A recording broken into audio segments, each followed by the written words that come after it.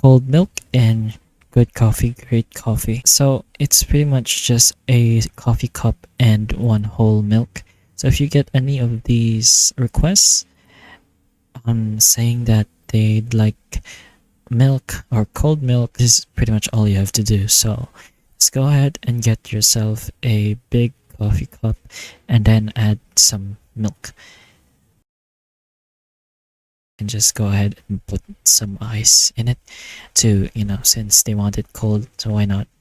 There are times where they pretty much just ask for milk itself, so instead of putting ice, just go ahead and put them some milk.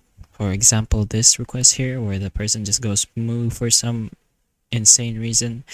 So just leave the ice out and just pour in the milk. But anyways, that's how you make cold milk and good coffee, great coffee. So if this video helped you, please like and subscribe for more videos like this. And that's all. Thank you.